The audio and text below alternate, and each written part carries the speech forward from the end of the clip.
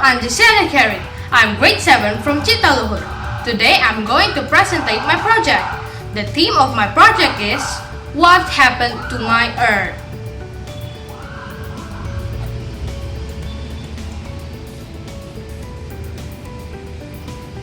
Friends, do you know that God creates Earth for us humans to live and take care of the Earth? But now humans didn't take care of it and destroying it slowly. As we know, Earth is the only planet in the universe that has life inside it. Now the age of Earth is 4,543 billion years. If we compare our Earth's age with the other planet, Earth is still very young. But the population of the Earth grows very fast every year. So let us look at the comparison of the population when 2000 and 2018. When 2000, the population number is 6,115 billion, while 2018, the population increase becomes 7,594 billion. And the number of population increased for about 24% for 18 years. The increase in population in Earth gives many impact to our Earth. Do you know what are the impact of increasing population on Earth? These are the impact.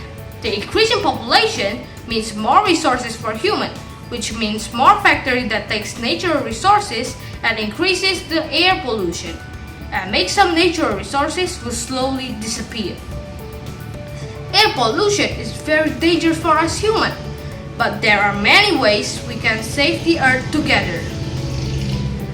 First, by reduce the use of car. Second, turn off lights or electric stuff when not in use. And the last, take bus when going to some place. Now I will describe my project using Indonesian language. Hey guys, today I'm going to explain about the project that I made, which is about how volcanoes are made. Do you know how volcanoes are made? Well, I will explain to you. Volcanoes form when there's collision between one earth plate with another earth plate.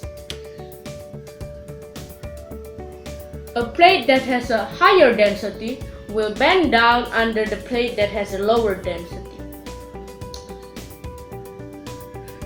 The rocks under the bent plate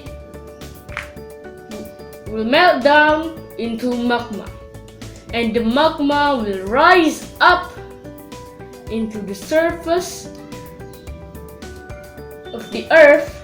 The magma push the surface of the earth and make a mound that we call volcanoes or mountains. When volcanoes erupts, there's mostly casualties. So that's where the government role is to help, such as central government with the local government, to provide assistance such as shelters for refugees and primary needs, namely clothing, shelter, food, for example, food like noodles, clothing like our clothes, and other needs like water, friends, school, teachers. Now we switch in Indonesian language. Nah, gunung berapi sangatlah tinggi, makanya pemerintah sangat sulit untuk memberi bantuan. Dari data ini, kita bisa tahu 10 gunung berapi tertinggi di Sumatera Utara. Nah, dari data itu semua, kita bisa tahu berapa rata-rata gunung berapi tertinggi di Sumatera. Caranya itu pertama, kita tambahkan semua banyak gunung. Setelah kita tambahkan semua banyak gunung, taruh di tabel yang ini, yaitu kalau di sini 10. Setelah kita tambahkan semua tinggi gunung, kalau di sini adalah taruh di tabel sini, yang hasilnya kalau di sini adalah 29.302. Keempat, kita bagi 29.302 dibagi sama 10, yang hasilnya rata-ratanya di sini adalah 2.930.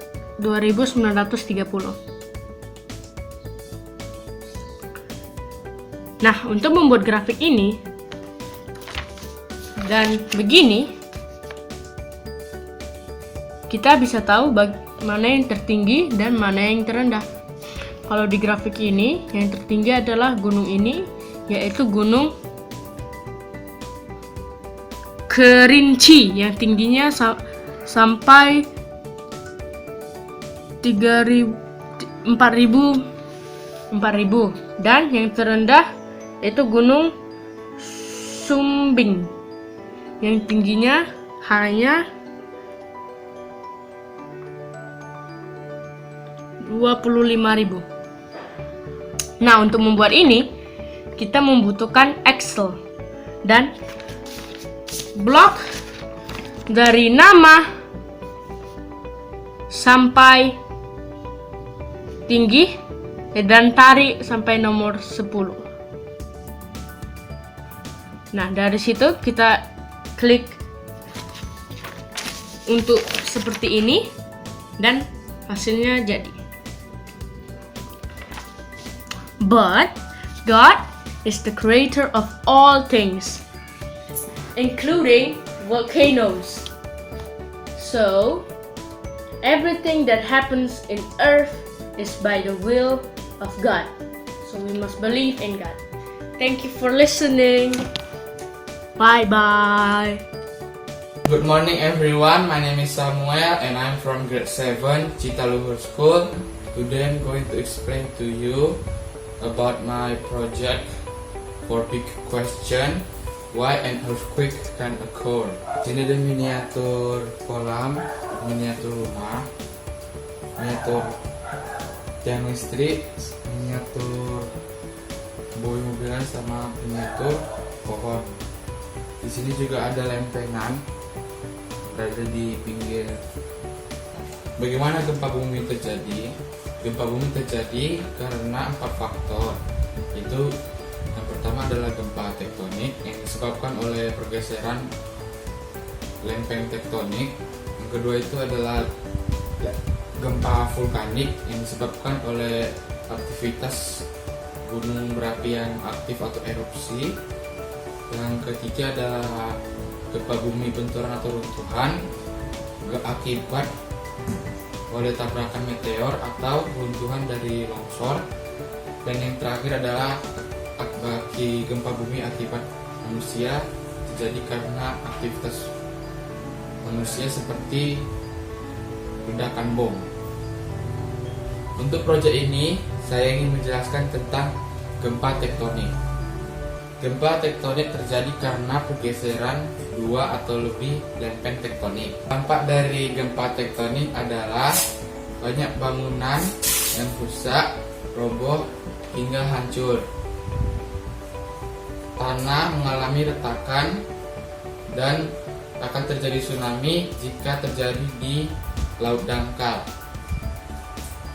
Berikut saya akan mencoba mempraktikkannya ke dalam proyek saya. Begini situasi kalau lempengan bergetar.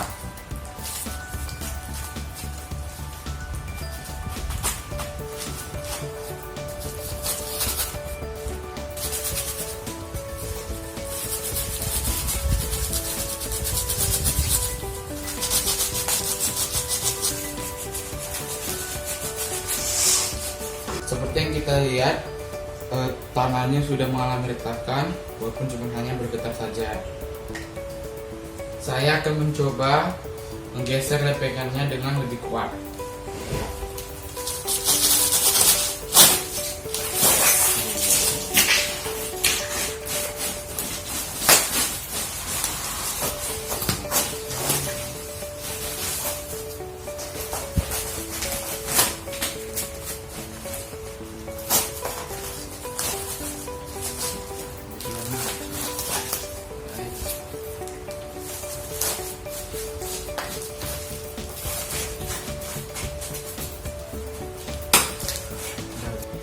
seperti yang kita lihat, banyak rumah yang roboh, tanah juga masuk ke dalam, dan daerah bisa bergerak dari kanan ke kiri atau kiri ke kanan, begitu juga dari depan ke belakang atau ke belakang ke depan, tergantung pergeseran lempengannya. Gempa tektonik dapat menyebabkan kerugian, contohnya banyak bangunan yang hancur, banyak korban jiwa, kemudian juga tiang listrik roboh, komunikasi putus. Jadi gempa bumi tektonik dapat menimbulkan banyak kerugian, contohnya itu banyak bangunan yang hancur, kemudian banyak menarik korban jiwa, jalan transportasi juga hancur, maka transportasi juga akan putus, tanah tidak stabil, membuat banyak pengungsi, aliran listrik terputus, komunikasi juga terputus. Hal itu juga dapat mengganggu perekonomian, maka perekonomian akan turun, sehingga permintaan akan turun dan harga pun akan juga menurun. Yang dilakukan pemerintah jika terjadi gempa bumi adalah memberi perlindungan dan mengevakuasi masyarakat yang terkena gempa, kemudian memberi bantuan kepada orang yang terkena bencana gempa bumi, dan memberikan tempat tinggal sementara dan menyediakan fasilitas kesehatan untuk mereka yang terkena gempa. Setelah saya mengumpulkan data tentang gempa bumi dari tahun 2008 hingga 2018, daerah yang paling sering kena gempa adalah daerah Provinsi Aceh. Rata-rata terjadi gempa dalam setahun adalah 7 kali dalam setahun. Gempa bumi adalah salah satu kemahakuasaan Tuhan sesuai dengan ayat 1 Raja-Raja 19 ayat 11 dan Keluaran 19 ayat 18. Finally, that's my presentation about tectonic earthquake. I hope you can learn something about it.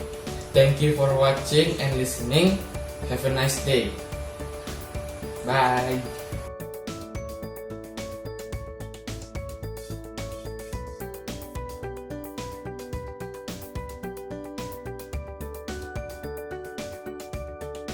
Hello, my name is Queen. Today I will explain the topic that I choose. The topic is what happened to my earth.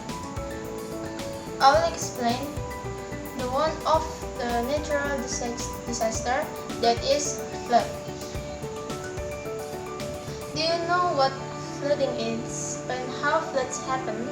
Floods are natural disasters that will happen when excessive flow of water submerges land. Flooding can also occur in rivers when the flow exceeds the capacity of waterways, especially in riverbanks. So, what are the effects of a flood? Flood can destroy a building. Flood can destroy an agricultural area, and disease will be appear. So, this is a diagram of flood data for 2019 and 2020 in Indonesia.